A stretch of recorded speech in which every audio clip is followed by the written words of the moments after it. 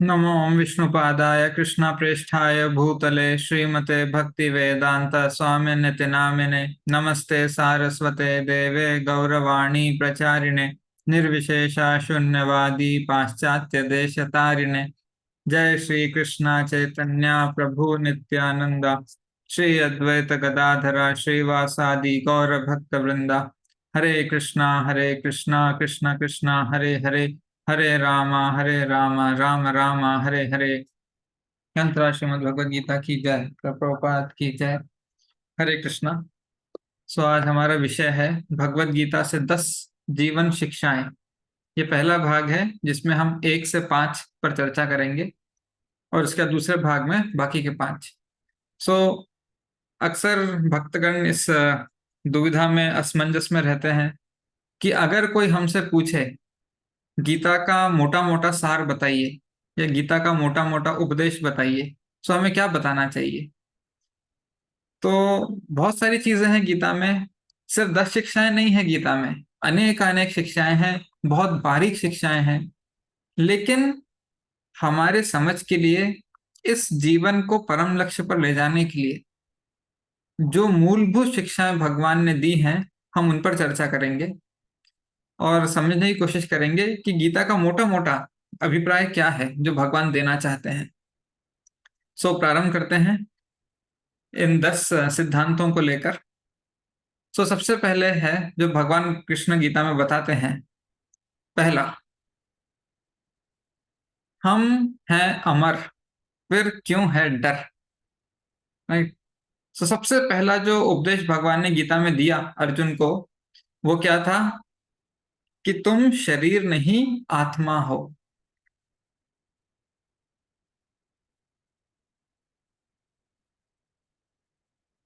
दूसरे अध्याय में शुरू करते हैं भगवान ये कि तुम शरीर नहीं आत्मा हो। फिर आत्मा के विषय में और जानकारी अन्य अध्यायों में भी दी गई है। अब ये क्यों इतने जरूरी है। देखिए, सबसे पहला पॉइंट, जीवन का सबसे पहला जो हमारा क्या कहते हैं सही कदम उठाने का डायरेक्शन होता है, दिशा होती है, वो ये होती है कि सबसे पहले हमें अपनी सही पहचान होनी चाहिए। वो सबसे इंपॉर्टेंट है। अगर हमें हमारी सही खुद की सही पहचान नहीं होगी तो हम सही काम नहीं कर पाएंगे। अब भगवान बताते हैं तुम्हारी असली पहचान ये है, ये नहीं। क्लियर। तुम शरीर नहीं आत्मा हो। जब तुमको समझ आ जाएगा कि तुम शरीर नहीं आत्मा हो, तो नेक्स्ट प्रश्न, मैं आत्मा हूं, ठीक है। नेक्स्ट प्रश्न क्या आता है, अगर मैं आत्मा हूं तो आत्मा के रूप में मुझे क्या करना चाहिए। ठीक है, आत्मा हूं, अब आगे क्या। करेक्ट। आत्मा के रूप में मुझे क्या करना है, आगे क्या। यहां से हमारे आध्यात्मिक जीवन की सही दिशा प्रारंभ होती है। जब तक हम ये सोचते रहेंगे हम शरीर हैं, हम इस शरीर को संभालने में, शरीर के कार्यों में, इसकी देख रेख में, इसके आनंद में लग जाएंगे। लेकिन जब हमको पता चलेगा कि हम शरीर नहीं आत्मा है, तब हमें असली दिशा, असली क्या कहते हैं प्रयोजन मिलेगा। अब हम हैं अमर, फिर क्यों है डर। इसको बहुत अच्छे से प्रभुपाद समझाते हैं। डर यानी भय, भय का कारण क्या होता है। अगर हमें जीवन जीना है, हम पूरा जीवन भय में नहीं जी सकते, डर में नहीं जी सकते। फिर वो जीना जैसे ही नहीं होगा, वो तो फिर जीते जी मरे हुए जैसा हो गया। अब देखिए, पहले अध्याय में भगवान बताते हैं, श्लोक संख्या 30 के तात्पर्य में भागवतम से कोट किया है प्रभुपाद ने। ठीक है, मैं जस्ट पढ़ता हूं। अपने अधैर्य के कारण अर्जुन युद्ध भूमि में खड़ा रहने में असमर्थ था। ठीक है, अब इसका अनुवाद सुनिए पहले 30वें श्लोक का, फिर उसके तात्पर्य में देखेंगे। मैं यहां अब और अधिक खड़ा रहने में असमर्थ हूं। हमारे जीवन में ऐसी परिस्थिति आती है, मैं यहां और अधिक खड़ा रहने में असमर्थ हूं। मैं अपने को भूल रहा हूं और मेरा सिर चकरा रहा है। हे कृष्ण, मुझे तो केवल अमंगल के कारण दिख रहे हैं। ऐसा हर एक के जीवन में कभी ना कभी होता है। हम ऐसे संकट में फंसते हैं, ऐसी परिस्थितियों में फंसते हैं जहां हमें लगता है कि मैं कैसे फंस गया इसमें, कैसे निकलूं इससे, मेरे न चाहते हुए भी क्यों मुझ पर इतनी विडंबना आ रही है। करेक्ट। तो अर्जुन इसी परिस्थिति में है। किम कर्तव्य विमूढ़, समझ नहीं आ रहा अर्जुन को मैं क्या करूं। अब प्रभुपाद इसका एनालिसिस करते हैं। प्रभुपाद बताते हैं अर्जुन के अंदर भय, शंका, शोक, ये सारी चीजें क्यों हैं। अपने अधैर्य के कारण अर्जुन युद्ध भूमि में खड़ा रहने में असमर्थ था, और अपने मन की इस दुर्बलता के कारण उसे आत्मविस्मृति हो रही थी। आत्मविस्मृति मतलब वो अपने आत्म स्वरूप को भूल रहा था। वो अपने आप को शरीर से पहचान रहा था। ठीक है, आगे बढ़ते हैं, फिर इसको समझेंगे। भौतिक वस्तुओं के प्रति अत्यधिक आसक्ति के कारण मनुष्य ऐसी मोहमयी स्थिति में पड़ जाता है। भयम द्वितीय अभिनिवेशितः स्यात्। ऐसा भय तथा मानसिक असंतुलन उन व्यक्तियों में उत्पन्न होता है जो भौतिक परिस्थितियों से ग्रस्त होते हैं। अब यहाँ पर बहुत ही सुंदरता से प्रभुपाद ने बताया है, भयम द्वितीय अभिनिवेश निवेशितः। द्वितीय का मतलब होता है दूसरा।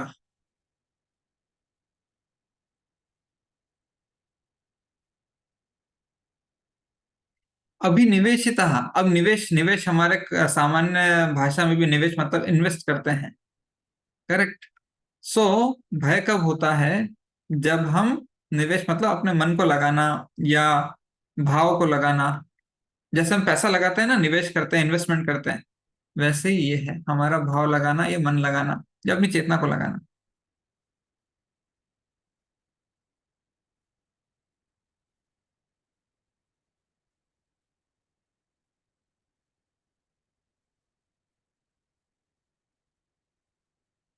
पहला है आत्मा, दूसरा है शरीर। जब हम ये सोचते हैं, अब देखिए एकदम एक फॉर्मूले में हमने ऐसे कैप्सूल को खोला और पूरा फॉर्मूला बाहर आ गया। जब हम ये सोचते हैं कि हम ये शरीर हैं, हमारी पहली पहचान क्या है, मैं शरीर नहीं आत्मा हूं। उसके ऊपर, आत्मा के ऊपर ये शरीर है, ये दूसरी पहचानें बदलती रहती है, लेकिन हमारी असली पहचान क्या है, वास्तविक पहचान, वो है आत्मा। जब हम हमारे भाव को, हमारे मन को इस दूसरे में यानी शरीर में लगाते हैं, आत्मा में नहीं लगाते हैं, हम शरीर में लगाते हैं, तब हमारे अंदर भय उत्पन्न होता है। अब हमें लगता है ये शरीर मर जाएगा, मैं शरीर हूं। अब देखिए, जब हम सोचते हैं ना मैं शरीर हूं, क्या क्या आता है, मैं मर जाऊंगा। ठीक है, मैं बूढ़ा हो जाऊंगा, बीमार हो जाऊंगा, ये सारी जो भी चीजें हैं शरीर से जुड़ी। फिर मेरे रिश्तेदार छूट के चले जाएंगे, मेरी संपत्ति, मेरा अस्तित्व,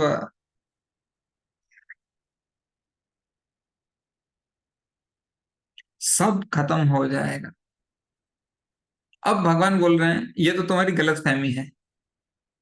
करेक्ट, ये तुम्हारी गलत फहमी है, तुम तो शरीर हो ही नहीं, ये तो तुम हो ही नहीं, तुम आत्मा हो। आत्मा कभी मरता नहीं, आत्मा कभी बूढ़ा नहीं होता, आत्मा कभी बीमार नहीं होता। ये रिश्तेदार आत्मा के रिश्तेदार नहीं है, शरीर के रिश्तेदार हैं। तुम्हारा शरीर चेंज होगा, ये आत्मा कल दूसरे शरीर में जाएगा, देवता बन जाएगा। मान लीजिए आत्मा उन्नति करके देवता का शरीर प्राप्त कर ले, रिश्तेदार बदल जाएंगे, इंद्रदेव उसके बड़े भाई हो जाएंगे। करेक्ट। फिर आत्मा बुरे कर्म करके नीचे चला जाए, पशु पक्षी की योनि में चला जाए। राइट, तो किसी हाथी के झुंड में होगा, शेर के झुंड में होगा, मछलियों के झुंड में होगा, कहीं पेड़ बन के उग रहा होगा। ये सारे रिश्तेदार इस शरीर से जुड़े हैं, और तुम ये शरीर नहीं हो, तुम आत्मा हो। तुम मरोगे नहीं, तुम बूढ़े नहीं होगे, तुम बीमार नहीं होगे, तुम कभी ना पैदा हुए थे, ना कभी नष्ट होगे, ना कभी बड़े होगे, छोटे होगे, कुछ नहीं होगे अर्जुन, ना कभी बदलोगे।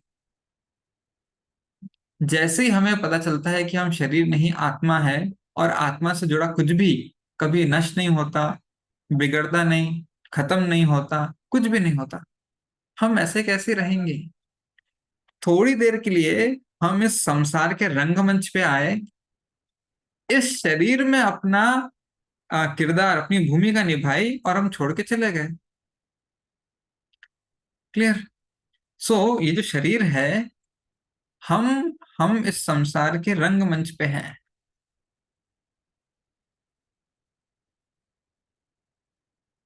आज सिनेमा एक्टर होते हैं, ठीक है, सिंपल एग्जांपल है। एक सिनेमा का एक्टर होता है, वो एक मूवी करता है, मूवी खत्म हो जाती है, दूसरी मूवी करता है, तीसरी मूवी करता है, चौथी मूवी करता है। सो एक के बाद एक सिनेमा करता रहता है। किसी किसी में वो हीरो बनता है, किसी में वो विलन बनता है, राइट, किसी में हीरो का पप्पा बनता है, किसी में साइड एक्टर बनता है, कुछ भी बनता है, वो जो भी, किसी में पुलिस बनता है, किसी में चोर बनता है, किसी में रिक्शा वाला बनता है, किसी में कूली बन जाता है। वो ये मूवी करता है, खत्म होने के बाद वो उस मूवी को उसकी जगह पे छोड़ देता है, नई मूवी में घुस जाता है, यहाँ पर उसका किरदार निभाता है, तीसरी मूवी में घुस जाता है, चौथी मूवी में घुस जाता है। मूवी आफ्टर मूवी उसकी चलती रहती है, लेकिन वो किसी से भी डिस्टर्ब नहीं होता। कुछ कुछ मूवी में हीरो को गोली लग जाती है, हीरो मर जाता है, वो रोता नहीं है कि वो मर गया, उसको पता है ये सब भूमिका चल रही है। इसी तरह हम आत्मा है, हम एक शरीर से दूसरे में जाते हैं, तीसरे में जाते हैं, चौथे में जाते हैं, पांचवें में जाते हैं, छठे में जाते हैं। ये भूमिका चलती रहती है हमारी। जब हमें समझ में आ जाएगा ये सब बस एक रंगमंच है, अब मेरे को यहाँ पर भेजा है, मुझे क्या करना है, भगवान ने जिस उद्देश्य से, जिस प्रोग्राम से भेजा है वो करना है, उनकी भक्ति, और ये सब छूट के जाने ही वाला है, तो उसके लिए तैयार हो जाओ। पहले तो किसी चीज में मन नहीं लगाना है, क्योंकि सब कुछ छूटने वाला है, आज नहीं तो कल छूटेगा ही। फिर भी मन लग गया तो भी अपने आप को अब तैयार करो कि मैं मरूंगा नहीं, मेरा कुछ नहीं नुकसान होगा, ये सब जो मेरे आसपास है ये भी कोई मरने वाले नहीं है। हम सब थोड़े समय के लिए ये ड्रामा, ये फैमिली फैमिली खेलने के लिए आए, हमारा रोल खत्म हो जाएगा, हम चले जाएंगे। अब मूवी 3 घंटे की होती है, 2.5 घंटे की होती है, उसमें कोई पहले मरता है, कोई बाद में मरता है, सब आते हैं, अपना रोल करते हैं, चले जाते हैं। ये है पहला पॉइंट जो भगवान सिखा रहे हैं गीता में। जब तुमको इस आत्मा का ज्ञान हो जाएगा, तो तुम्हें कभी भी अपने अस्तित्व के नष्ट होने का कोई खतरा या कोई भय नहीं होगा। तुम निर्भीक हो जाओगे, तुम्हारा कोई कुछ नहीं कर सकता। और जो कुछ आज होते हुए दिख रहा है, वो भी शरीर को हो रहा है, वो कर्मों की वजह से हो रहा है, वो भी टेम्पररी है। हम स्वर्ग में रहे, नरक में रहे, पाताल में रहे, ब्रह्मलोक में रहे, ब्रह्म ज्योति में रहे, वैकुंठ में रहे, हम हमेशा शाश्वत आत्मा रहेंगे, हमेशा भगवान के अंश रहेंगे, हमेशा भगवान की निगरानी में रहेंगे। तो हम भयमुक्त हो जाते हैं। अब देखते हैं दूसरा सिद्धांत। हाँ, ये बड़ा इंटरेस्टिंग है। आलस से जागो, कर्म से मत भागो। ठीक है, अब ये पॉइंट क्यों आता है गीता में, इतना इंपॉर्टेंट क्यों है ये? जब गीता भक्ति योग सिखा रही है, इतनी सारी चीजें भगवान ने सिखाई है, मेरी शरण में आओ, मेरी भक्ति करो, मुझ में मन लगाओ, मेरी पूजा करो, मन मना भव मद भक्तो मदयाजी माम नमस्कुरु। तो ये इतना इंपॉर्टेंट क्यों होता है कि कर्म करो? देखिए, ये बहुत बहुत रोचक है ये। दो प्रसंगों से, दो एंगल से देखेंगे अगर हम, दो दृष्टिकोणों से।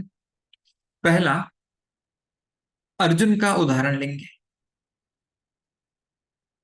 दूसरा, पहला हो गया अर्जुन, दूसरा है एक जो सामान्य लोग होते हैं ना, जनता।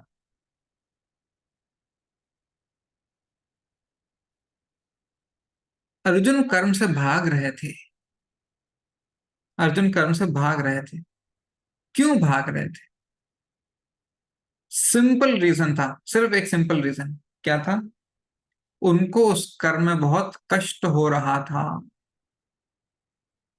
क्या था वो कष्ट अर्जुन का?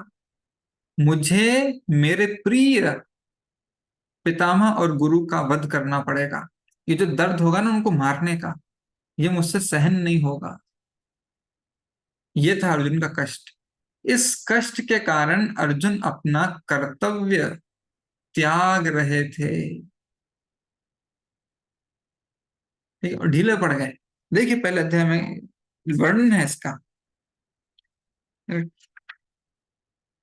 संजय ने कहा, युद्ध भूमि में इस प्रकार कहकर अर्जुन ने अपना धनुष तथा बाण एक और रख दिया और शोक संतप्त चित्त से रथ के आसन पर बैठ गया। अगर धनुष बाण रख दिया मतलब क्या इशारा है? मेरे को युद्ध नहीं करना, अभी तो नहीं करना एटलीस्ट, इजंट इट? तो इस तरह अर्जुन कर्तव्य त्यागने की बात करते हैं। ठीक है, धनुष बाण रख दिया, पहला पहला संकेत। दूसरा संकेत, अब अर्जुन क्या बोल रहे हैं भगवान से? ऐसे महापुरुषों को जो मेरे गुरु हैं, उन्हें मारकर जीने की अपेक्षा इस संसार में भीख मांगकर खाना अच्छा है। सो अर्जुन कर्तव्य त्याग कर अब भाग रहे हैं। कहाँ भाग रहे हैं? भीख मांगकर खाने के लिए, यानी संन्यास ले रहे हैं अर्जुन, जंगल जाएंगे अब। जंगल में रहेंगे, भीख मांगने आएंगे, गांव में भीख मांग के जो भी भिक्षा मिलेगी वो लेकर जाएंगे, खाएंगे, जीविका निभाएंगे अपनी। अब भगवान बताते हैं, अब इसी की तर्ज पर लोग क्या करते हैं? लोग गीता का बहाना बनाते हैं। क्या बहाना बनाते हैं? अब मैंने गीता पढ़ ली, ठीक है, और अब मुझे समझ आ गया है कि मुझे सब कुछ त्याग कर जाना है। अब मुझे पूरी गीता में एक जगह बताइए भगवान ने बोला सब कुछ त्याग के जंगल जाओ अर्जुन? बार बार अर्जुन ने बोला। भागने की बात किसने की थी? अर्जुन ने की थी। यह है 2.5 नंबर का श्लोक, जहां अर्जुन ने भागने की बात की है, भीख मांग कर खाऊंगा। भगवान बोल रहे हैं नहीं, तुम वापस आओ, आलस से जागो, कर्म से मत भागो। अब भगवान बताते हैं, दो चीजें बताते हैं। करेक्ट? पहला, पहला, कर्म का त्याग क्यों नहीं करना। दूसरा, दूसरा, पहला है कर्म का त्याग क्यों नहीं करना, कर्म को क्यों नहीं छोड़ना है अर्जुन, ठीक है। दूसरा है कर्म क्यों करना है।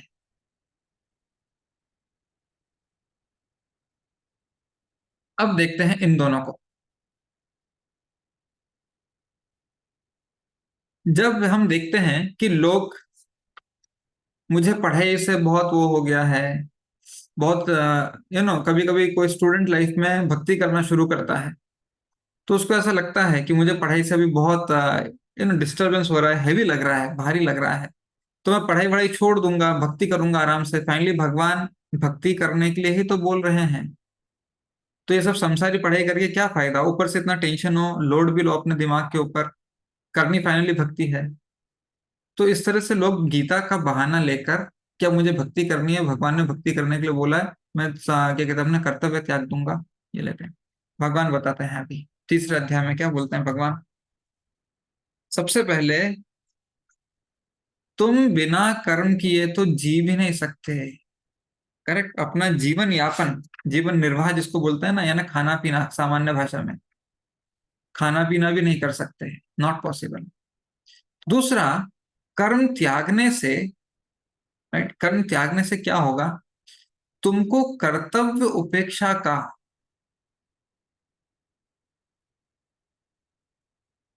बंधन लगेगा, राइट, तुमको पाप लगेगा कि तुमने अपनी ड्यूटी नहीं की। देखिए कर्तव्य शब्द जो होता है, ध्यान से सुनिए, कर्तव्य शब्द मतलब ये दायित्व होता है, करना ही होगा, ये ऑप्शनल नहीं होता। करेक्ट? ये ऑप्शनल नहीं होता।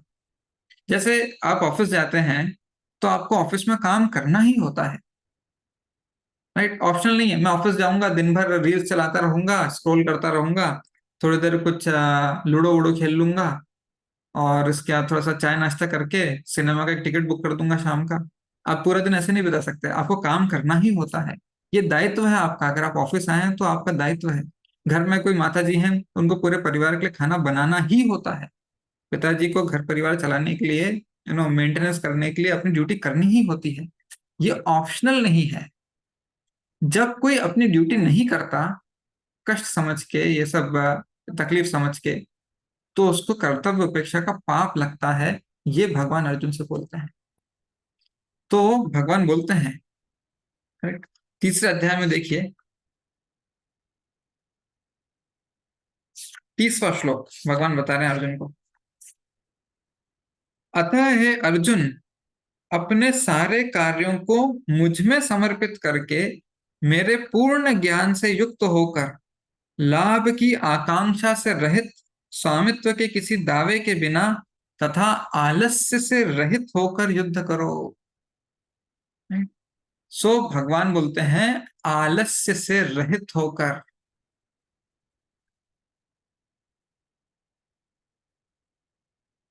युद्ध करो। क्यों करना है? अब देखिए, लोग जो कर्तव्य से भागते हैं ना, इन कर्मों से, ड्यूटी से भागते हैं, तो भगवान बताते हैं कर्म क्यों करना है। हमारे जो कर्तव्य होते हैं वो इस तरह से डिजाइंड होते हैं, करेक्ट, इस तरह से बने होते हैं, वो शास्त्र द्वारा एक तरह से उनका निर्धारण होता है कि उनको करने से हम पवित्र होते हैं, शुद्ध होते हैं हम, पहली चीज। ठीक है, क्योंकि कर्तव्य को कैसे करना है, कर्तव्य रूप में, बिना फल की आसक्ति के करना है। दूसरी चीज, ये कर्तव्य इस तरह से निर्धारित है, इस तरह से डिजाइंड है, पहला आप कर्तव्य कीजिए, फल की इच्छा के बिना कर्तव्य कीजिए, आप पवित्र हो जाएंगे, शुद्ध हो जाएंगे, आपको कर्म का बंधन नहीं लगेगा। अगर आप कर्तव्य त्यागेंगे, ठीक है, अगर आप कर्तव्य त्यागेंगे तो आपको पाप लगेगा, आप कर्तव्य करेंगे तो बंधन नहीं लगेगा, अगर फल की इच्छा के रहित किया तो। सो कर्तव्य करने से हम बंधन मुक्त होते हैं, कर्तव्य त्यागने से हम बंधन मुक्त नहीं होते, हम पापी होते हैं, पहला पॉइंट। दूसरा पॉइंट ये हो गया, हम पवित्र शुद्ध हो गए यानी बंधन मुक्त हो गए। ये कर्तव्य इस तरह निर्धारित है कि हमारे जो गुण है या स्वभाव है, ये कर्तव्य इसके अनुकूल होते हैं। किसी व्यक्ति का सात्विक गुण है, सात्विक स्वभाव है, अगर वो अपने निर्धारित कर्म करेगा, निर्धारित कर्तव्य करेगा, धीरे धीरे वो उन्नति करेगा आध्यात्मिक मार्ग पे। अगर किसी का राजसिक गुण है, रजोगुण में है, वो रजोगुण के हिसाब से जो निर्धारित कर्म है, निर्धारित कर्तव्य है, वो सब करेगा, तो वो उन्नति करेगा। राइट, तो ये सारे जो कर्तव्य हैं ये हमारी उन्नति के लिए बने हैं। जब हम इन कर्तव्यों का यथारूप पालन करते हैं तो हम आध्यात्मिक जीवन में भी उन्नति करते हैं, हम योग के मार्ग पर चलते हैं।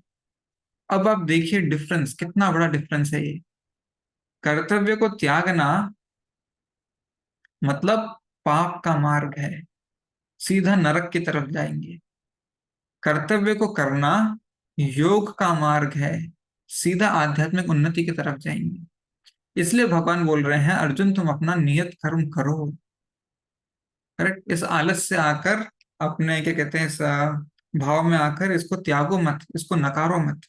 मैं आपको एक श्लोक पढ़ के सुनाता हूँ 18वें अध्याय का, जहां भगवान बोलते हैं अगर कोई अपना नियत कर्म त्यागता है, ठीक है, यह है 18वें अध्याय का 7वां श्लोक। निर्दिष्ट कर्मों, कर्तव्यों को कभी नहीं त्यागना चाहिए। अगर कोई स्टूडेंट है उसको पढ़ाई करनी चाहिए, कोई बिजनेसमैन उसको बिजनेस करना चाहिए, कोई जॉब पे है जॉब करना चाहिए, कोई घर घर से चला रहा है घर गृहस्थी की रिस्पॉन्सिबिलिटी लेकर उसको चलाना चाहिए। निर्दिष्ट कर्तव्यों को कभी नहीं त्यागना चाहिए। यदि कोई मोहवश अपने नियत कर्मों का परित्याग कर देता है तो ऐसे त्याग को तामसी कहा जाता है। और तमोगुण का फल क्या है, हम गीता में पढ़ते हैं, नरक की तरफ जाता है तामसिक व्यक्ति। ये मैंने पढ़ा है 18वें अध्याय का 7वां श्लोक, आपके रेफरेंस के लिए। क्लियर हुआ? इसलिए कर्तव्य करना ये जीवन निर्देश है, करेक्ट, ये इंस्ट्रक्शन है भगवान का जीवन यापन के लिए। आपको जीवन चलाना है तो ऐसे चलाना पड़ेगा। राइट, सो हम कर्तव्य नहीं त्याग सकते। सो हमारा हमारा इधर की लाइन क्या था, आलस से जागो और कर्म से मत भागो। करेक्ट, ठीक है, अब आते हैं नेक्स्ट पॉइंट पर, तीसरा। कर्म, अब कर्तव्य करो ये सिखा दिया भगवान ने, नेक्स्ट भगवान सिखाते हैं कर्म को बनाओ धर्म। है इंटरेस्टिंग। कर्म को बनाओ धर्म। कर्तव्य करके लोग पूछते हैं ये संसारी काम करके क्या मिलेगा। अगर हमें फाइनली भक्ति ही करनी है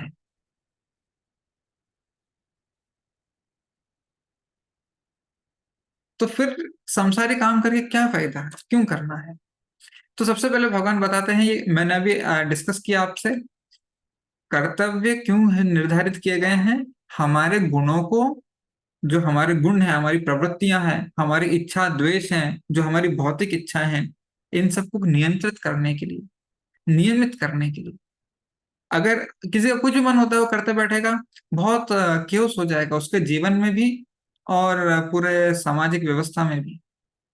इसलिए हर हर वर्ण और आश्रम के नियमित कर्म होते हैं। और ये नियमित कर्म इसलिए होते हैं कि वो अपने कर्तव्यों को करके शुद्ध हो जाए, उन्नति करे और समाज को भी कंट्रीब्यूट करे। ठीक है। अब इस कर्म को धर्म कैसे बनाएंगे, इसका भी बड़ा सुंदर इंस्ट्रक्शन भगवान देते हैं भगवत गीता में। हम तीसरे अध्याय से और 18वें अध्याय से पढ़ेंगे। पहले हम आते हैं, सबसे पहले हम सबसे फेमस श्लोक पर आते हैं। ठीक है, फिर हम जाएंगे थर्ड चैप्टर में, फिर हम जाएंगे 18 चैप्टर में।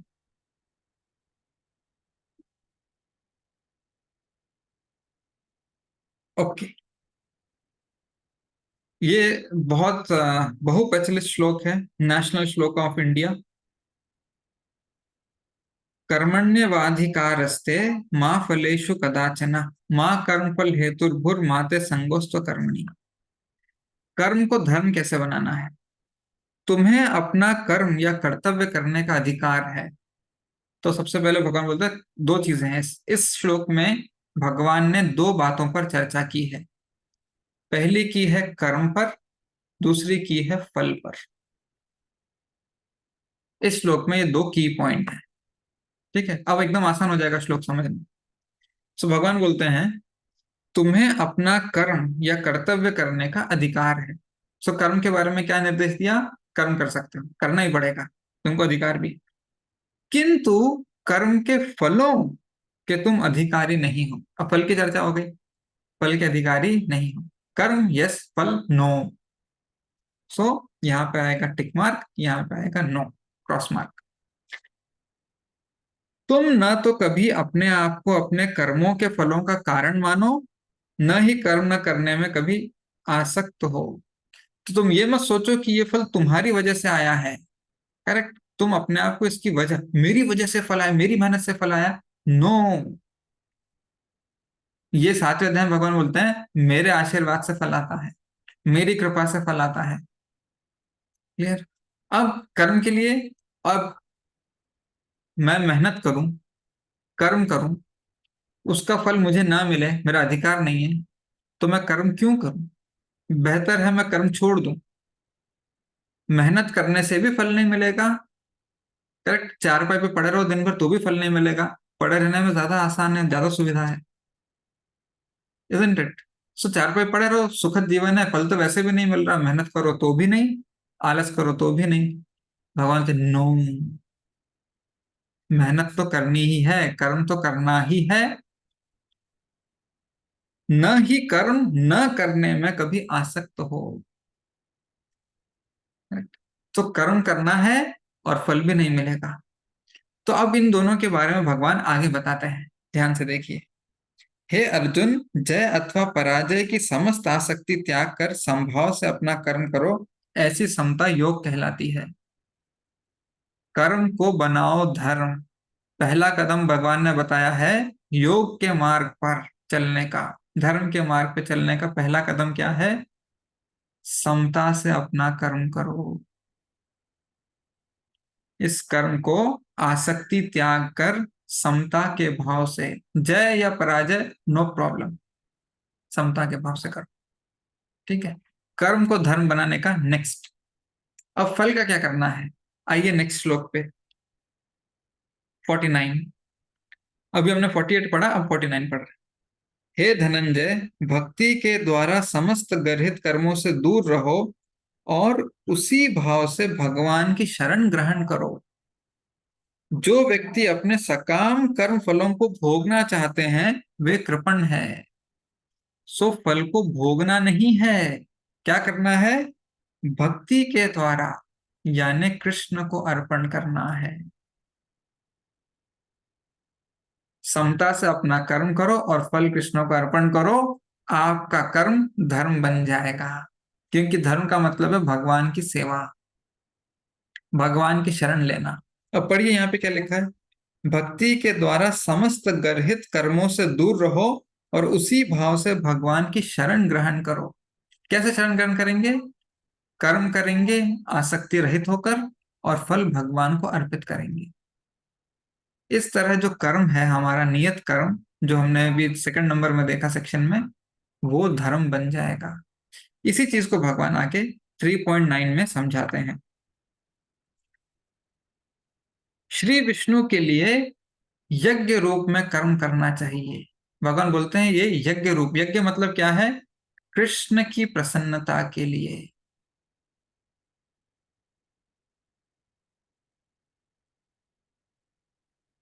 कोई भी कार्य अगर कृष्ण की प्रसन्नता के लिए किया जाता है, वो यज्ञ कहलाता है। यज्ञ का मतलब सिर्फ होम हवन नहीं है कि आपने आग जला दी और उसमें घी डाल रहे हैं। यज्ञ के अलग अलग प्रकार होते हैं, उनमें से एक प्रकार कहलाता है हवन या होम, जिसमें हम आग जलाकर आहुति डालते हैं, घी डालते हैं, फल फूल अनाज ये सब डालते हैं, उसमें वस्त्र डालते हैं। ये सारी चीजें, ये होम हवन कहलाती है। यज्ञ के अलग अलग प्रकार भी हैं। तपो में यज्ञ, ज्ञान में यज्ञ, द्रव्य में यज्ञ। कोई दान देता है तो वो भी यज्ञ है, कोई तपस्या करता है तो वो भी यज्ञ है, कोई गीता का अध्ययन करता है तो वो भी स्वाध्याय यज्ञ में आता है। राइट? सो अलग अलग यज्ञ होते हैं, उसमें से कोई भी कार्य जो कृष्ण की प्रसन्नता के लिए है वो यज्ञ कहलाता है। अब पढ़ते हैं इसको। श्री विष्णु के लिए यज्ञ रूप में कर्म करना चाहिए। क्यों? इस कर्म को धर्म क्यों बनाना है? ये जीवन निर्देश क्यों है? राइट? ये ऐसा नहीं है कि कभी किया नहीं किया चलता है, नहीं, ये जीवन निर्देश है। क्यों? अब देखिए यहां पर नेक्स्ट लाइन। श्री विष्णु के लिए यज्ञ रूप में कर्म करना चाहिए, अन्यथा अगर आप अपने कर्म को धर्म नहीं बनाओगे, भगवान को अर्पण नहीं करोगे, तो क्या होगा? अन्यथा कर्म के द्वारा इस भौतिक जगत में बंधन उत्पन्न होगा, होता है, यानी जन्म मृत्यु के चक्र में फंस जाएंगे।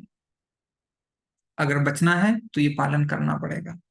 नेक्स्ट, अतः है कुंती पुत्र, उनकी प्रसन्नता के लिए अपने नियत कर्म करो, इस तरह तुम बंधन से सदा मुक्त रहोगे।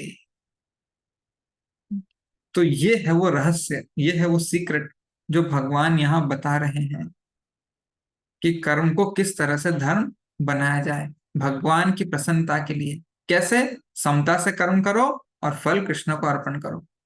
अब देखिए 18 चैप्टर। राइट, मैंने एक श्लोक और लिखा है 18 चैप्टर का, 46 नंबर पर आइए। भगवान बताते हैं इसमें, 46 के पहले बैकग्राउंड देता हूं आपको थोड़ा सा। भगवान बताते हैं 4 वर्ण हैं, ब्राह्मण क्षत्रिय वैश्य शूद्र। 42, 43 और 44 में इनकी एक्टिविटीज दी हैं, क्या करते हैं ये लोग। सो ब्राह्मण क्या करते हैं, उनका स्वभाव क्या है, उनके गुण क्या है? शांति प्रियता, आत्मसंयम, तपस्या, पवित्रता, सहिष्णुता, सत्यनिष्ठा, ज्ञान विज्ञान तथा धार्मिकता। ये सारे स्वाभाविक गुण हैं जिनके द्वारा ब्राह्मण कर्म करते हैं। वीरता, शक्ति, संकल्प, दक्षता, युद्ध में धैर्य, उदारता तथा नेतृत्व, ये क्षत्रियों के स्वाभाविक गुण हैं। और वैश्य शूद्र के नेक्स्ट श्लोक में आते हैं। कृषि करना, गोरक्षा तथा व्यापार वैश्यों के स्वाभाविक कर्म है, और शूद्रों का कर्म श्रम तथा अन्यों की सेवा करना है। अब आइए नेक्स्ट 45 पे, फिर हम पढ़ेंगे 46। ये था बैकग्राउंड। स्वे स्वे कर्मण्य अभिरतः समसिद्धिम लभते नरा। अपने अपने कर्म के गुणों का पालन करते हुए, ठीक है, ब्राह्मण के अपने गुण और कर्म है, क्षत्रिय वैश्य शूद्र सबके अपने अपने गुण कर्म।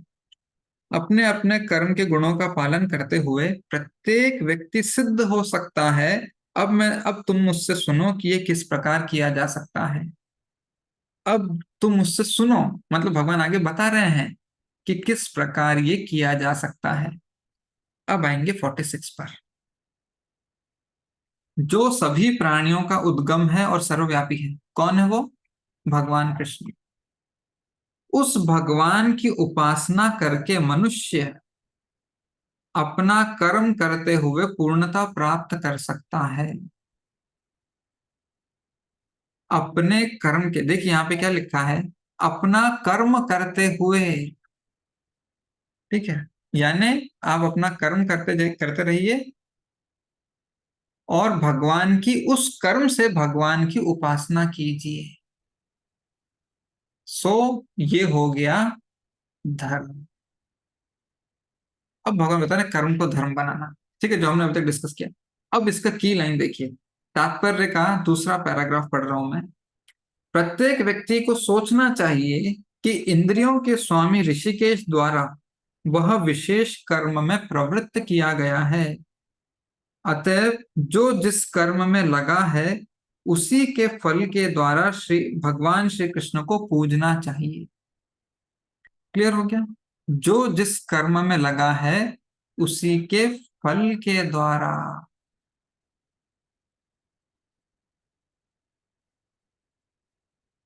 कृष्ण को पूजना।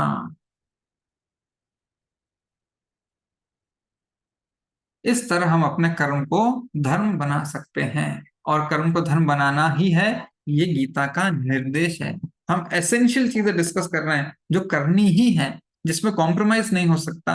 ये है वो गीता के सिद्धांत कि कर्म को बनाओ धर्म। अब आते हैं नेक्स्ट फोर्थ पॉइंट पे। मन के जीते जीत और मन के हारे हार, ये बहुत फेमस प्रोवर्ब है, हमने बहुत बार सुना है जीवन में। जिसने मन को जीत लिया है उसने संसार जीत लिया है, और जो मन के आगे हार चुका है या मन से हार चुका है वो फिर संसार से भी हार चुका है, सब कुछ हार चुका है। Isn't it? सो ये बड़ा रोचक है। भगवान इसके बारे में गीता में अनेक अनेक स्थानों पर बताते हैं। राइट, अब हम देखेंगे ये हार जीत का मुद्दा और इसका फैसला।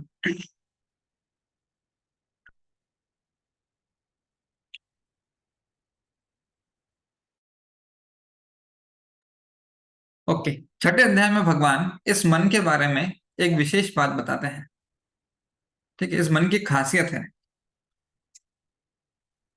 जिसने अपने मन को जीत लिया है उसके लिए मन मित्र है, और जिसने अपने मन को नहीं जीता है उसके लिए मन शत्रु है।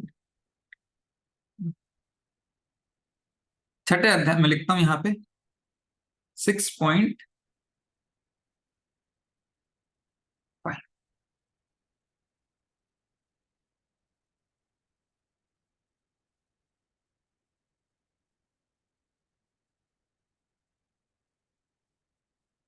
मनुष्य को चाहिए कि अपने मन की सहायता से अपना उद्धार करे, और अपने मन को और अपने को नीचे ना गिरने दे।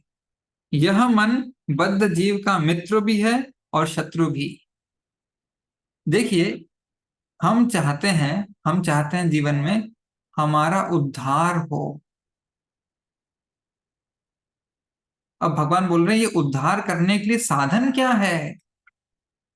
अगर हमें अपना उद्धार करना है तो इसका साधन क्या है?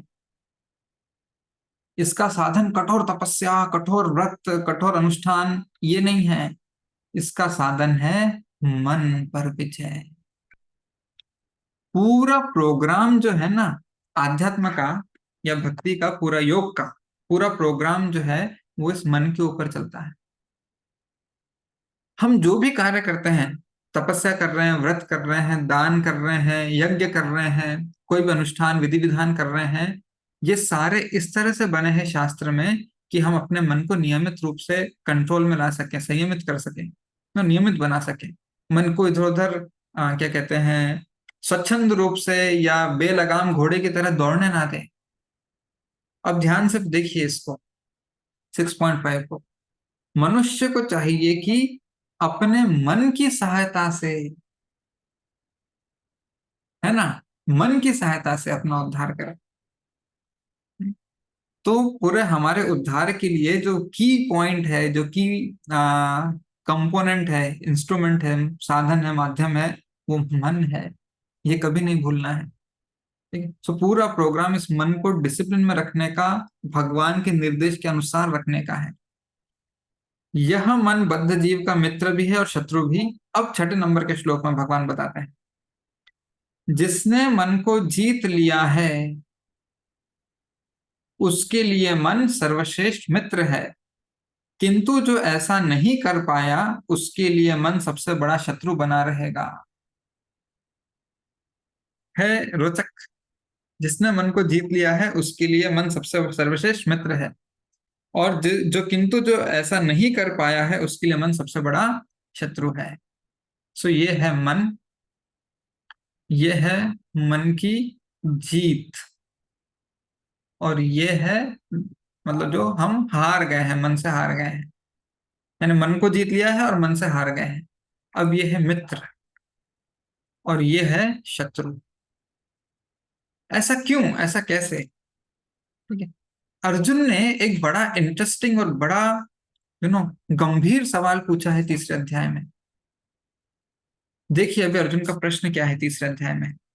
ये प्रश्न अगर हमको सच में प्रभावित करता है तो हम गंभीर हो जाएंगे इस मन को वश में करने के लिए। अर्जुन का प्रश्न है 3.36 में, हे वृष्णिवंशी, मनुष्य न चाहते हुए भी पाप कर्मों के लिए प्रेरित क्यों होता है? ऐसा लगता है कि उसे बलपूर्वक उनमें लगाया जा रहा हो। अर्जुन पूछ रहे हैं, मनुष्य न चाहते हुए, मैं न चाहते हुए पाप कर्म में लग रहा हूं, क्यों?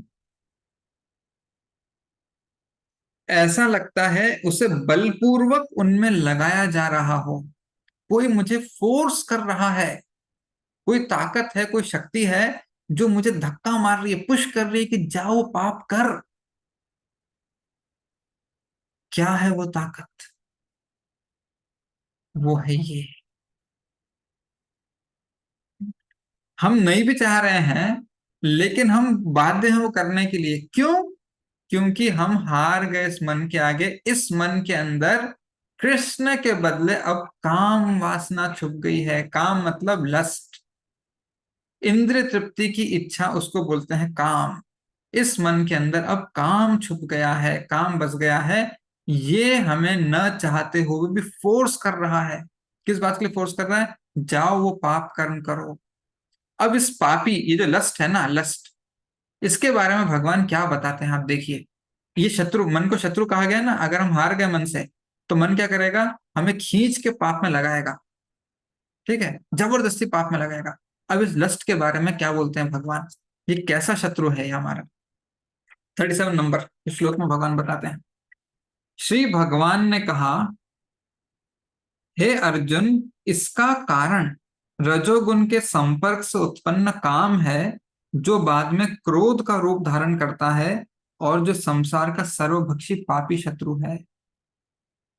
अगर हमने मन को कंट्रोल नहीं किया, मन को अनुशासन नहीं सिखाया, इच्छाओं पर हमने नियंत्रण नहीं रखा, तो मन प्रबल हो जाएगा, ताकतवर हो जाएगा, हम पर हावी हो जाएगा, हमारा शत्रु बनेगा और हमसे जबरदस्ती पाप करवाएगा। जब हमसे ये पाप करवाएगा तब क्या हालत होगी हमारी? अब देखिए यहां पर क्रोध। ठीक है, दूसरे अध्याय में क्या बोला है? जो क्रोध में पड़ जाता है वो भवकूप में, भवसागर में गिर जाता है। पहली चीज। दूसरी चीज, सर्वभक्षी पापी शत्रु है। ये जब काम तृप्त नहीं होता है, पूर्ण नहीं होता है, तो ये क्रोध का रूप धारण करता है। ये हमारी आध्यात्मिक उन्नति छीन लेता है, पहली चीज। ये हमारी भौतिक उन्नति भी छीन लेता है। क्रोध से हमारे पुण्य क्षीण होते हैं, क्रोध से हम आध्यात्मिक मार्ग से विचलित हो जाते हैं। ये हमारे जो शारीरिक स्वास्थ्य है, जो मानसिक संतुलन है, ये भी छीन लेता है। ये इतना भयंकर शत्रु है, हमारा सब कुछ छीन लेता है ये। राइट, हमारे आसपास के लोग हमसे छूट जाएंगे, हमारी धन संपत्ति छूट जाएगी, हमारी बुद्धि, बुद्धि नाशो। राइट, दूसरा अध्याय बताया है, क्रोधात भवति सम्मोहा, सम्मोहात स्मृति विभ्रमा, स्मृति भ्रंशात बुद्धि नाशो, बुद्धि नाशात प्रणश्यति। सो ये जो लस्ट है, ये काम है, अगर हमने मन को नियंत्रण में नहीं किया तो ये हमें बर्बाद करके रख देगा। इस मन के अंदर बैठते हैं तीन लोग। कौन है वो तीन लोग? काम, क्रोध और लोभ। जब ये काम पूरा नहीं होता तो क्रोध का रूप धारण करता है। मेरी इच्छा है, मेरी इच्छा पूरी नहीं हो रही तो क्या होगा? मैं क्रोधित हो जाऊंगा। मेरी इच्छा क्यों नहीं पूरी हो रही, मेरे मन से क्यों नहीं हो रहा काम? ठीक है। अगर इच्छा पूरी होगी और काम है, मन में काम वासना है, यानी काम के भाव हैं। काम मतलब सिर्फ लस्ट, सेक्स वाला लस्ट नहीं है। कोई भी, कोई भी इंद्रिय तृप्ति का भाव, उसको बोलते हैं काम। तो लोभ उत्पन्न होगा, और चाहिए और चाहिए और चाहिए। क्रोध हुआ तो भी मन से कृष्ण निकल गए, लोभ हुआ तो भी मन से कृष्ण निकल गए। प्लस ये तो हो गया, एक तो कृष्ण छूटे। छूटे वो एक नुकसान, सबसे बड़ा नुकसान कृष्ण छूटे। ठीक है। पहला नुकसान क्या है? कृष्ण छूट जाएंगे, कृष्ण का स्मरण छूट जाएगा। दूसरा नुकसान पता है क्या है? 16वें अध्याय में बताया है, ये तीनों मित्र नरक लेके जाते हैं हम। ये तीनों को नरक का द्वार कहा गया है। देखिए 16वें अध्याय में भगवान क्या बोलते हैं। इस नरक के तीन द्वार हैं, काम, क्रोध तथा लोभ। प्रत्येक बुद्धिमान व्यक्ति को चाहिए कि इन्हें त्याग दे, क्योंकि इनसे आत्मा का पतन होता है। सो अगर हमें वास्तव में सुखमय जीवन क्या कहते हैं, एक सेफ सुरक्षित जीवन, समृद्ध जीवन जीना है, तो काम, क्रोध, लोभ पर विजय प्राप्त करनी होगी। उसके लिए इस मन को जीतना होगा, इसे अपना मित्र बनाना होगा, और इस मन को कृष्ण में लगाना होगा। अब भगवान बोलते हैं, ये तो हमने देखा शत्रु वाला रूप। मित्र वाला रूप भगवान बताते हैं, जिसने मन को जीत लिया है। ठीक है। अभ्यास से कैसे जीतना है मन को? अभ्यास से जीतना है। मन अपनी चंचलता तथा अस्थिरता के कारण जहां कहीं भी विचरण करता हो, मनुष्य को चाहिए कि उसे वहां से खींचे और अपने वश में लाए। ठीक है। सो मन भागता है, मन का स्वभाव है, इधर उधर जाएगा, इंद्र तृप्ति की तरफ भी जाएगा। उसको खींच के लाना है। ठीक है, बार बार खींच के लाना है। फिर आगे देखिए कितने सुंदर से बताया है। मित्र मन के बारे में चर्चा चल रही है। क्या चर्चा चल रही है? मन को मित्र बनाना है। तो कैसे बनाना है? पहले उसे खींच कर लाइए। किस पर लाओ खींच कर? भगवान पर। भगवान के दर्शन पर। ना, भगवान मतलब उनका दर्शन, उनकी लीला, उनका नाम, यानी हरे कृष्ण जप करते हैं, उनका उपदेश यानी गीता। करेक्ट। फिर उनकी सेवा, भक्त, भक्तों का संग।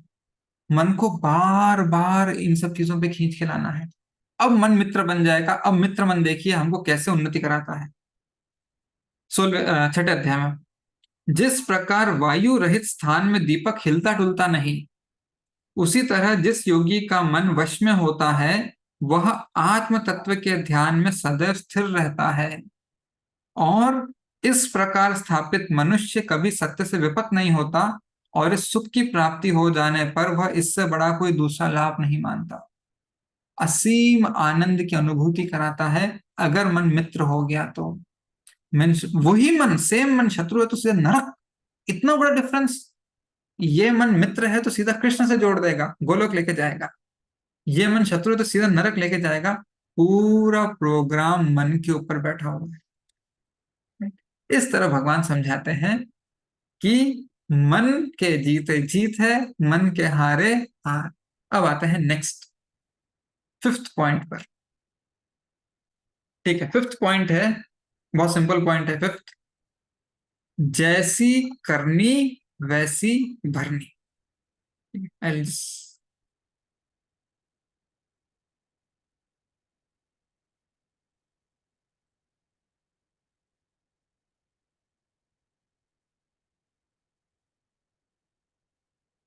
अगर किसी ने जीवन में गीता नहीं भी पढ़ी है तो भी इंडिया, एटलीस्ट इंडिया में हम इतने फॉर्चुनेट हैं, इतने सौभाग्यशाली हैं, किसी ने जीवन भर में कभी गीता ना भी पढ़ी हो, उनको ये तो सबको आता है। इंडिया में हर एक को पता है, जैसे ही करनी वैसे ही भरनी। स्कूल के बच्चे, छोटे छोटे बच्चे भी, किसी दोस्त को, दोस्त बहुत नटखट है, बहुत उपद्रवी है, क्लासमेट उनका, हमेशा तंग करता रहता है, कभी दौड़ते दौड़ते गिर के आया ना, हाँ देखो जैसी करनी वैसी भरनी, बहुत मस्ती करता है, सबको तंग करता है ना, भगवान ने फल दिया। हर एक को ये पता है, एटलीस्ट इंडिया में, कि कर्म होता है, कर्म का फल होता है। Right? अब इसमें हमारी शिक्षा क्या है? सबसे पहली शिक्षा तो ये है, सबसे पहली शिक्षा ये है, हम खुद अपने कर्म के, कर्म फल के उत्तरदायी हैं।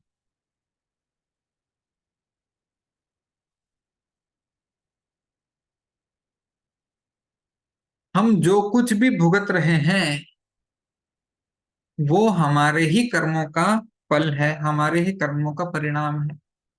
बिना हमारे कोई कर्म किए हमें उसका फल नहीं मिल सकता। छोटा छोटा हेडेक है, मामूली सा सिरदर्द है, इसका मतलब है मेरे ही कर्मों की वजह से मिला है। कोई खतरनाक सा कैंसर हो गया, किसी को कुछ ब्रेन ट्यूमर हो गया, वो भी मेरे कर्मों की वजह से ही मुझे मिला है। हम खुद उत्तरदायी हैं अपने कर्मों के। किसी दूसरे पर आरोप लगाना, इल्जाम लगाना, किसी पर टीकरा फोड़ते हैं ना किसी के सर पे, इसकी वजह से ऐसा हुआ, उसकी वजह से ऐसा हुआ, वो तो वजह वजह नहीं है, वो निमित्त है। वजह तो आप खुद हैं, आपके कर्म खुद हैं।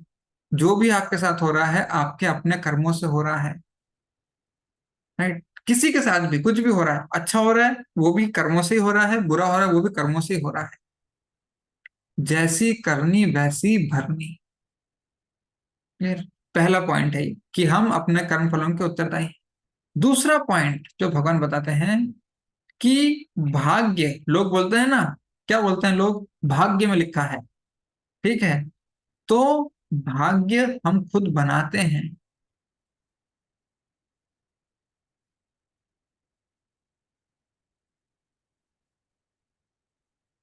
कृष्ण उसके लिए उत्तरदायी नहीं है।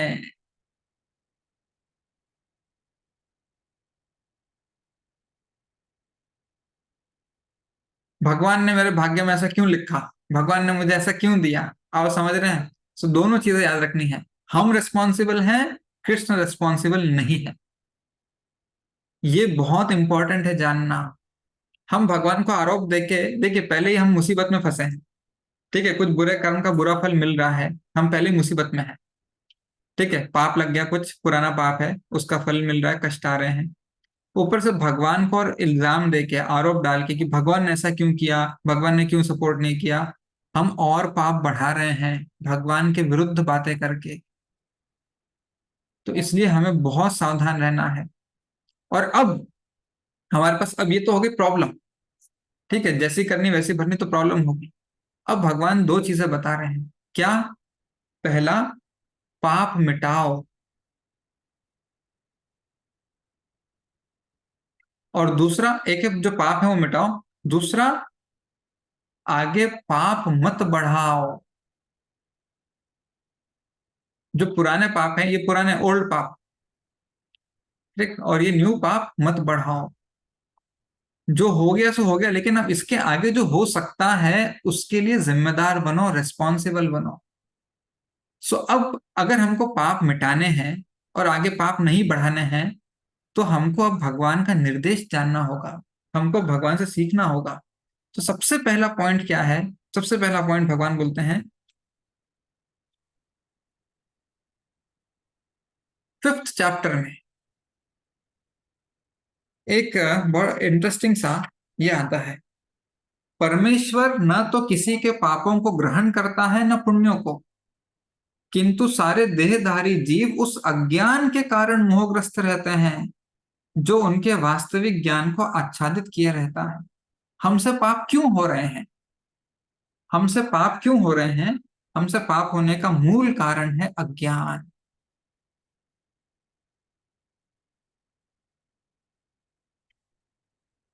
ठीक है, हम अज्ञान में फंसने के कारण क्या कहते हैं, पाप में जीवन में लगे हैं।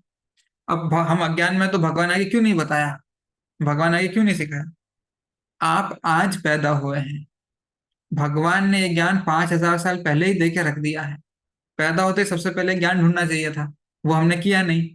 अगर आप सड़क पे गाड़ी चलाते हैं, समझे, आप रोड पे गाड़ी चलाते हैं, गाड़ी चलाने के पहले कानून बना हुआ है गाड़ी का। व्हीकल्स एक्ट होता है, ट्रैफिक रूल्स होते हैं, ये सारी चीजें होती हैं। आपके गाड़ी चलाने के पहले ही कानून बना हुआ है। पहले कानून पढ़ना है, फिर गाड़ी लेकर रोड पे उतरना है। हमारे पैदा होने के पहले भगवत गीता दी हुई है। हमें पहले भगवत गीता पढ़नी है, फिर ये जीवन निर्वाह करना है। सो भगवान ने अपनी ड्यूटी कर दी है, हमें ज्ञान देने की ड्यूटी कर दी है। हमने ज्ञान लेने की ड्यूटी नहीं की, अब हम ज्ञान लेने की ड्यूटी करेंगे। तो हम इन दोनों चीजों से बच जाएंगे, पाप भी मिट जाएंगे और आगे के पाप भी नहीं बढ़ेंगे, मुक्त हो जाएंगे। अब पाप मिटाने के लिए भगवान ने क्या बोला है? बड़ा फेमस और फेवरेट श्लोक है भक्तों का, 18.66, सर्वधर्मान् परित्यज्य माम एकम शरणम व्रज, अहम त्वाम सर्व पापेभ्यो मोक्षयिष्यामि मा शुचा। पढ़ते हैं इसका अनुवाद। समस्त प्रकार के धर्मों का परित्याग करो और मेरी शरण में आओ, मैं समस्त पापों से तुम्हारा उद्धार कर दूंगा, डरो मत। तो भगवान बोलते हैं मेरी शरण में आओ। शरण में आने का मतलब क्या है? हम भगवान की शरण में चले गए और अब हम मनमानी कर रहे हैं। शरण में जाने का मतलब है उनका आदेश पालन। क्लियर? ये हो गया पहला। ठीक है, दूसरा, दूसरा पॉइंट। अब भगवान बताते हैं आगे पाप मत बढ़ाओ। जब हम भगवान की बात सुनते हैं तो हम आगे पाप नहीं बढ़ाते। क्यों? क्योंकि भगवान अभी बताते हैं 58 नंबर में, 18.58,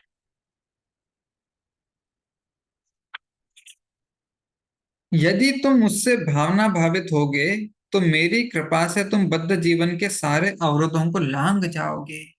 तुम्हें कोई कठिनाई नहीं आएगी, तुम सारे अवरोधों को लांग जाओगे। ठीक है, अगर तुम मुझसे भावना भावित होगे, यानी भगवान की शरण में जाना है, भगवान के आदेश का पालन करना है। भगवान का आदेश क्या है? भगवान के लिए कर्म करो। अब भगवान बताते हैं 2.50, भक्ति में संलग्न मनुष्य इस जीवन में ही अच्छे तथा बुरे कार्यों से अपने को मुक्त कर लेता है। अतः योग के लिए प्रयत्न करो, क्योंकि सारा कार्य कौशल यही है।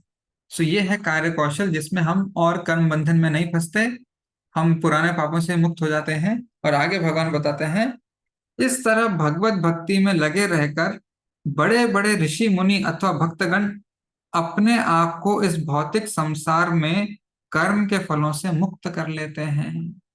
हम सारे कर्म फलों से मुक्त हो जाते हैं। सो हमारा अज्ञान क्या है? हम सोच रहे हैं कि ये सब हमारे अपने स्वार्थ के लिए करना है, अपने हित के लिए, अपने आनंद के लिए सब कार्य करने हैं, इनका आनंद लेना है हमें, इनका भोग करना है। भगवान बोल रहे हैं ये तुम्हारा अज्ञान है जो तुमको इस काम संसार में बांधता है। और तुम इस तरह से अपने क्या कहते हैं, दुर्गति निर्धारित करते हो। पर जैसे ही तुम मेरी शरण में आओगे, मुझसे भावना भावित होगे,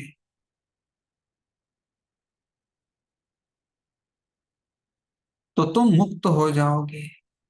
करेक्ट? तो इस तरह भगवान बता रहे हैं कि कैसे हम अपने भाग्य के खुद जिम्मेदार हैं, हमको ये दायित्व लेना है। लेकिन भगवान इतने दयालु हैं कि हमें इससे छुड़वाने के लिए अपना पूरा आशीर्वाद, पूरी कृपा देते हैं। सो ये हैं 5 ऐसे गीता के जीवन शिक्षाएं, ऐसे गीता के सिद्धांत जो हर समय, हम वो चर्चा कर रहे हैं जो हमें हर समय अमल में लानी है। हर समय हमको इसका क्या कहते हैं, अभ्यास करना है। राइट? और आगे की हम नेक्स्ट इसमें नेक्स्ट सेशन में डिस्कस करेंगे। ग्रंथ श्रीमद् भगवद गीता की जय। श्रील प्रभुपाद की जय। हरे कृष्ण।